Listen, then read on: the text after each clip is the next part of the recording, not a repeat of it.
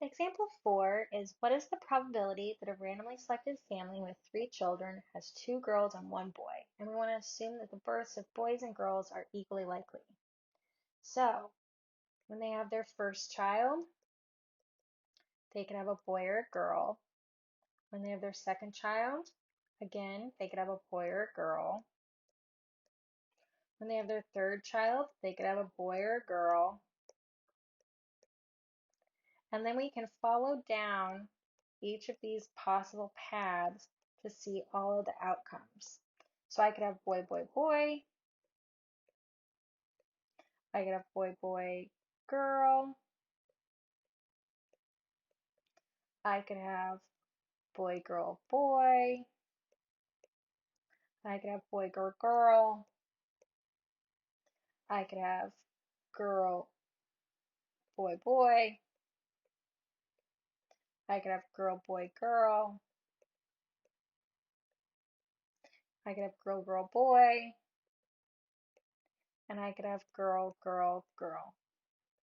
There are 8 possible outcomes, and that makes sense, right? Because you either have a boy or a girl. There's only 2 possible outcomes in this example, and they have 3 children, so there should be 8 possible outcomes, which we have. So the probability, 2 girls, 1 boy, would be the number of ways you can have 2 girls. We'll circle that in orange. I've got 1, 2, 3. 3 possible ways out of 8 total possible outcomes, which gives us about 0.375 if you are interested in converting that to a decimal. Relative frequency probabilities, okay, are another way to determine approximabilities, and this is to approximate the probability of an event by making many observations and counting the number of times occurred, okay? This is called a relative frequency probability. Let's think about that. It's relative and not theoretical because when we're talking about, for example, flipping a coin, right?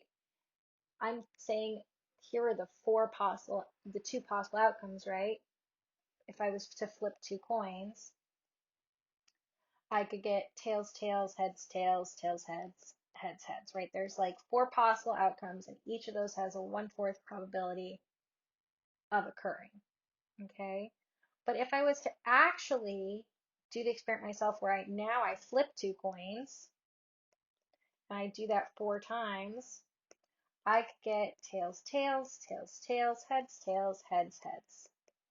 This doesn't match our theoretical outcome, right? I got tails, tails at more of a higher probability, okay? For things that we can't make nice little theoretical outcome graphs of, like flipping a coin, rolling a die, drawing a card, right? Things in a finite space, we can make real observations. This is for stuff in nature. So like after someone has, let me just show you the example. So what we're going to do is to use the relative frequency method is you'd repeat or observe a process many times and count the number of times the event of interest A occurs. You estimate the probability of A by taking the number of ways A's occurred over the total number of observations. So let's take a look at this example. Geological records indicate that a river has crested above a particular high flood level 4 times in the past 2,000 years. What's the relative frequency probability that the river will crest above the high flood level next year? Okay, so we've been observing this river for 2,000 years. Probability that will flood. We take our total number of observations, which is 2,000, right? How many years we've been watching this river, and it hits a flood level 4 out of 200 years. So that's 1 out of 500, right? So there's a 1 in 500 probability that the river will crest above the high flood level next year. This is not theoretical. We did have to conduct observations. The last type of probability I want us to talk about is subjective. So the third method for determining probabilities is an estimate is to estimate a subjective probability using experience or intuition. This is called subjective probability. It goes on what you know or what you know to be true. So I would say subjectively, there's a 100% chance that I will spill something today. Why? Because I am clumsy.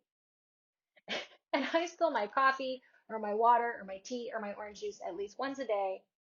Nickname Lauren Spiller. Why did I just tell you all that? Okay, so that's subjective probability. I know I'm going to spill. So here are the three possible steps to approaching probability. There's theoretical. That's, for example, if we were like flipping a die or a coin. There's relative. That's when we take some observations for our experiment. And then there's subjective, which is an estimate based on your experience or tuition. So let's identify the method that resulted in the following statements. I'm certain you'll be happy with your new car. Based on housing data, the chance that someone will move to a new residence during the coming year is about 1 in 8. C, the chance of rolling a 7 with a 12-sided die is 1 in 12. So let's talk about our methods. We've got theoretical,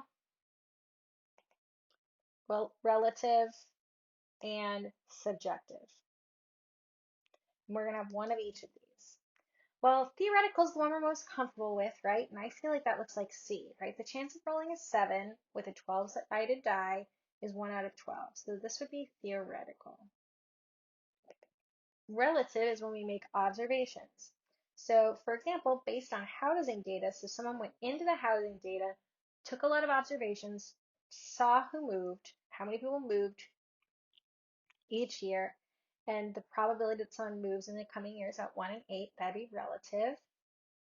And then the key is like you, I, right? This is subjective. This is my opinion. I'm certain I'm going to spill something today. If I was a car salesman, I'm certain you'll be happy with your new car. That would be subjective.